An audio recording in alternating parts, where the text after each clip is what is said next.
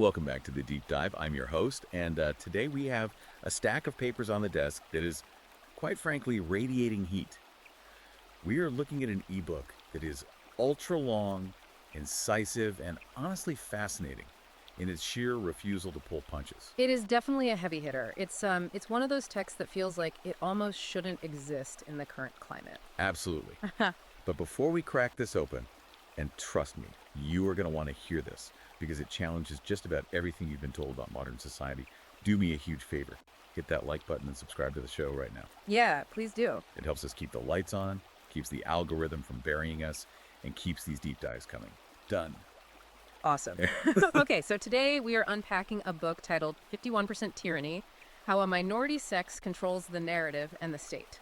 And that is by Sophie Marie Eve Riker. Right. And right off the bat, we should probably signal who this book is talking to. Riker isn't writing for, mainstream critics here. She's not looking for a favorable review in the Sunday papers. Not at all. This is a book written specifically for a red-pilled audience, for men's rights activists, for red-pilled manosphere men, and really anyone who has looked at the modern landscape of gender dynamics and thought that the math just isn't adding up. Exactly. The premise is incredibly bold.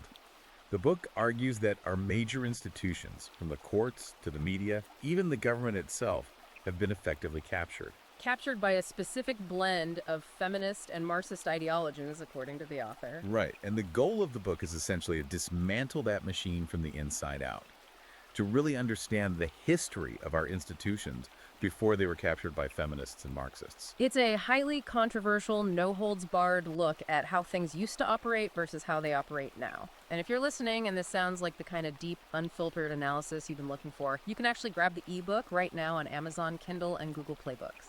Definitely check that out. But let's jump into the content, because the book opens with a statistic that just stops you in your tracks. It challenges the entire concept of privilege right from page 1. Chapter 1. Chivalry was a trap. Yeah, so it's about the RMS Titanic. We all know the story, right? The band plays, the ship goes down. But Riker hits us with the cold, hard numbers.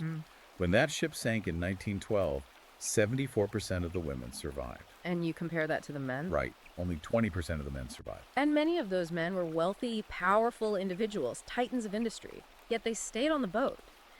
The book uses this to set the stage for a much larger argument. Which is? Riker posits that while we hear endless talk today about male privilege, the reality of history is that men are socially conditioned to act as a disposal mechanism. A disposal mechanism, that's a heavy phrase. That's the exact term she uses. The argument is that chivalry wasn't a power play by men to keep women down. It was a survival strategy for the species that required men to just be expendable. The women and children first doctrine. Exactly. Riker argues that men are conditioned to sacrifice their lives for women, and that instinct has essentially been weaponized. And the book takes this idea and fast forwards to the modern day with a proposal that really stirs the pot. The author calls it the Equal Sacrifice Act. Right, this is where the text challenges the modern definition of equality. Riker argues that you cannot have authority without liability. Meaning, if women want true equal rights, equal pay, 50% of the board seats, and equal representation in government, they must also register for the military draft. The logic being that if you want to vote on sending the country to war, you have to be willing to actually go to war. Precisely.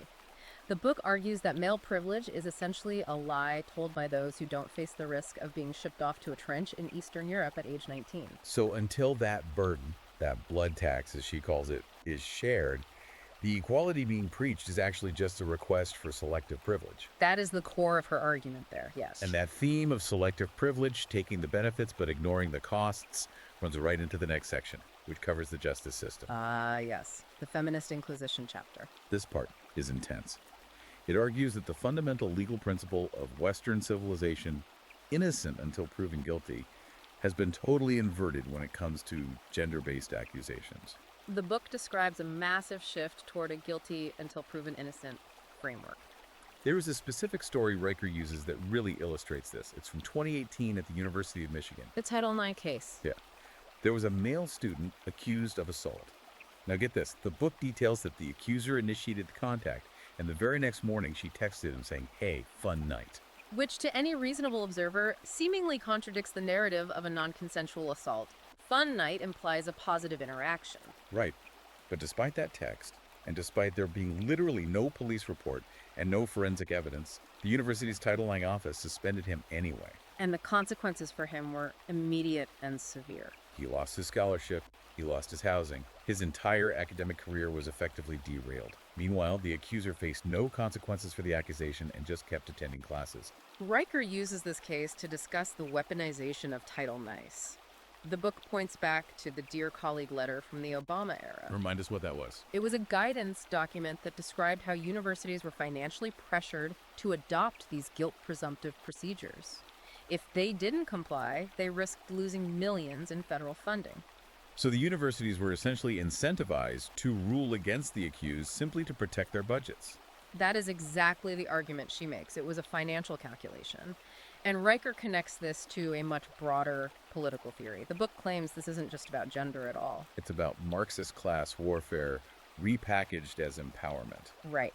In classical Marxism, you have the bourgeoisie versus the proletariat. Riker argues that identity politics has just swapped those labels out. Now men are the oppressor class and women are the oppressed class. Yes. And in that framework, justice isn't about whether a specific individual is guilty or innocent based on evidence. It's about punishing the oppressor class to balance the historical scales. So the individual man just becomes a sacrificial lamb for historical grievances. The book describes the whole system as a protection racket, where men pay through tuition, silence, and lost careers. It's a very chilling perspective on due process. Definitely. But the book argues this double standard extends beyond the campus and right into the home. We need to talk about the section on reproductive asymmetry. Often referred to as the motherhood monopoly in the text. The core argument here is all about choices. The author points out that in the modern West, women have total reproductive autonomy. They can choose abortion, they can choose adoption, or they can choose to keep the child.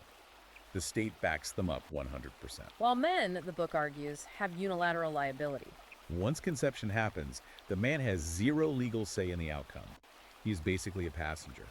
But if the child is born, he's on the hook for the financial consequences, regardless of his desire to be a parent. And to show how extreme this liability can get, Riker cites the case of Michael Ronson from Texas. That story actually made my blood boil a bit reading it.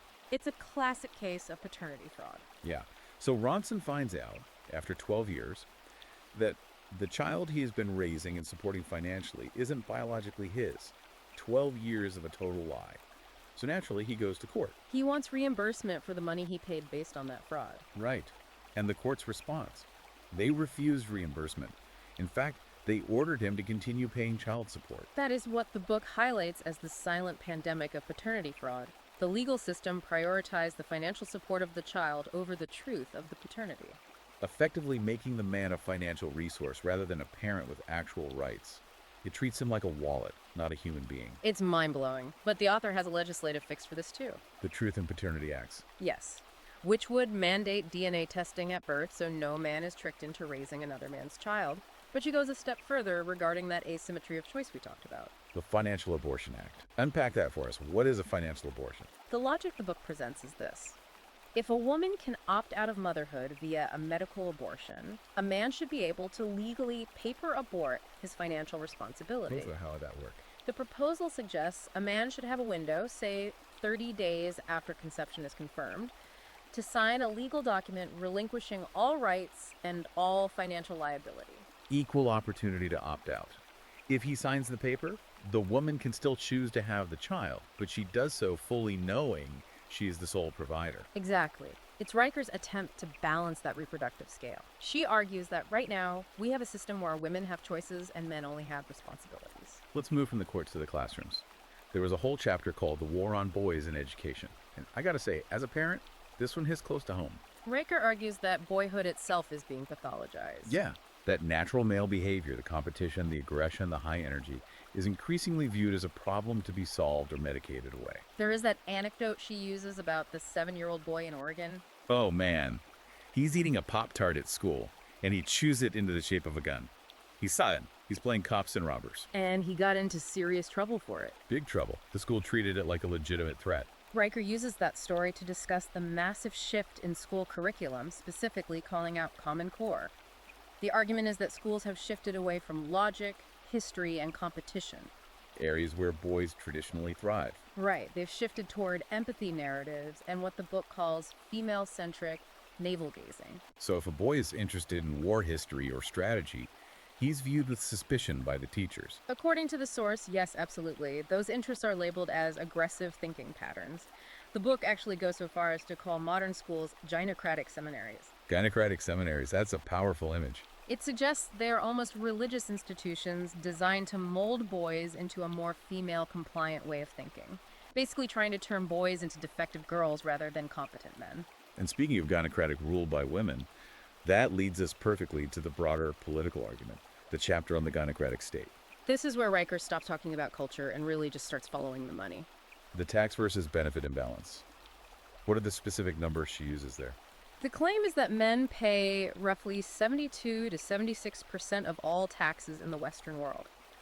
However, when you look at government social benefits and transfers, women receive the vast majority of those funds. So men are funding this system, but women are the primary beneficiaries of the system. Right. Riker describes this as a massive economic transfer from men to women facilitated by the state, and she introduces a theory to explain it called the state feminization cycle. How does that cycle work? It starts with activists lobbying for programs, and these are usually framed as helping women and children. The state then responds by creating massive bureaucracies to manage these programs. And who staffs those bureaucracies? Riker notes they are dominated by female employees. So these bureaucracies then use public funds to generate more propaganda to justify their own existence and ask for even more funding. It's a completely self-perpetuating machine. And the book gives a really stark example from the UK to back this up. There was a feminist government initiative launched there, funneling millions into these specific programs. Meanwhile, the book notes that male homelessness in the UK had surged by 42%. Exactly. And the implication is that despite men paying the bulk of the taxes, there was no specific funding allocated to address that crisis, simply because the victims were men. It reinforces the book's central thesis. The state views men as a resource to be harvested, not a constituency to be served. If a man falls through the cracks, the state basically just says, figure it out yourself. Right. With a system stacked like that, the courts, the schools, the taxes, it's no wonder the next section of the book reads a bit like a sci-fi novel. Yeah. But it's happening right now. We're talking about the male exodus. Okay. The refusal to participate. Riker argues that men are rational actors. If the game is rigged, the only winning move is to stop playing. We've seen this happening in Japan already, right? Soken Shitsu? The herbivore men, yes. The book mentions them specifically men who refuse to date, refuse to marry, and refuse to work themselves to death climbing a corporate ladder. They are just checking out, living cheap, playing video games, opting out of society. But Riker points out this is going way further than just checking out mentally. Men are actively building parallel institutions. This is the fascinating part to me. The counter systems. Like AlphaNet? Yes, AlphaNet was launched in 2022, according to the book. It's a decentralized blockchain platform exclusively for male-only employment and commerce. Why build it on blockchain? To make it completely uncensorable. It even uses biometric ID to prevent catfishing and false accusations. It's an attempt to create an entire shadow economy designed to operate outside traditional legal reach and corporate HR departments. Wow, and then there's the guy on the barge. I just have to love this story for the sheer audacity of it. Yes, the Freeman Zone. A man in Florida who is living on a rusted shipping vessel out in international waters. And he's doing this just to escape alimony, right? Alimony and IRS audits. The book describes him literally sending a photo of his middle finger with a GPS tag to the authorities. He's rejecting the state's jurisdiction entirely. It's extreme, but it perfectly illustrates the level of desperation and resentment Riker is talking about. And then there's the Nevada Project. Right. This is described as a crypto-funded, male-only city being planned out in the desert. A whole city. Yes. They apparently have a draft constitution that explicitly rejects the 14th Amendment's weaponization in family law. It's a literal attempt to build a new society from scratch. So you have men retreating to the internet, retreating to the ocean and to the desert. It really feels like a societal breaking point. It does. But the book doesn't end with just running away. The final chapters are all about the return of masculinity. Riker frames physical and mental strength as an act of rebellion. The logic is, if the state wants you weak and docile, then becoming strong is inherently a revolutionary act. The book actually brings up Andrew Tate here. It does. It credits figures like Pate for handing out the blue pill to millions of young men. Wait, blue pill? Usually in this context, we hear red pill. Right. In this specific context, the book uses blue pill ironically, or perhaps suggests that Tate is waking them up from their blue pill slumber. The terminology flips a bit, but the point is clear. He is framed as a catalyst. Exactly. Riker argues that simple acts like lifting weights, becoming financially independent, and outright rejecting the victim narrative are viewed as threats to the state. There is this story she includes about a Toronto high school that banned pull-ups. You literally cannot make this up. The book claims they banned pull-ups because girls complained that the sight of boys lifting their own body weight triggered anxiety. Anxiety. Because a teenage boy was doing a pull-up in a gym. It sounds totally absurd, but Riker uses it to show how male competence and male strength are actively treated as threats. And this leads right into her concept of the competence penalty. Break down the competence penalty for us. It's the theory that meritocracy is being actively and intentionally replaced by identity politics. The book gives a great example of a nuclear engineer. Highly qualified guy, I assume. Extremely qualified. But he is passed over for a critical promotion in favor of a communications major simply to fill a diversity quota. So the system now penalizes pure competence if it comes from a man, specifically to artificially elevate others based on their identity. That is the argument, yes. That's a really heavy diagnosis of where we are. So what does this all mean in the end? We've looked at the history, the laws, the education system, the exodus. How does Riker wrap all this up? The book ends with a very stark warning about something she calls the coddling cascade. The coddling cascade. Right. Riker argues that by infantilizing women, by treating them as if they need constant state protection and advantage, while simultaneously demonizing men, we are creating a society that mathematically cannot sustain itself. Because you run out of the people who actually keep the lights on. Exactly. You cannot run a civilization without competent men to build it, maintain it, and defend it. The ultimate warning is that if this cascade isn't stopped, it leads to total societal collapse. It's a massive provocative ending to a deeply provocative book. It really is. And look, whether you agree with every single point or not, 51% Tyranny is effectively the handbook for understanding the manosphere perspective. Definitely. If you want to understand why men are checking out of the workforce, why birth rates are plummeting, and why there is so much underlying tension right now, this book lays out the argument in black and white. It is a must-read. It's an incredible conversation starter, and if you are listening and you want to dig even deeper into these ideas, the author's very active online. You should absolutely go follow @ConradRiker on Substack. Yes.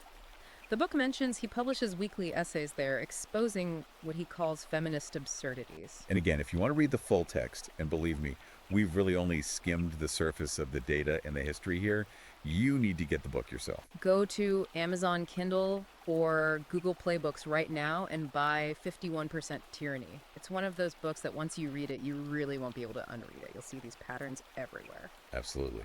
All right, that is going to do it for today's deep dive. This was a wild ride. Thank you so much for listening. And hey, if you haven't yet, please smash that like button and subscribe. It really helps us out. It makes a huge difference. But before we go, I want to leave you with one final thought to mull over. We talked about men building these parallel societies, the blockchain economies, the seasteading. If the mainstream system does eventually buckle under its own weight, what happens when the parallel society outcompetes the old one? Who holds the power then? That is the real question. Something to think about. We'll see you in the next one.